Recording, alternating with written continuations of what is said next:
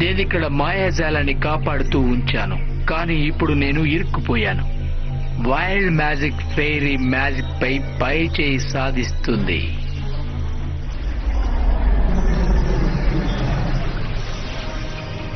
Maybe మేము మళ్ళీ ఇదంతా మామూలుగా ఉంచుతాం.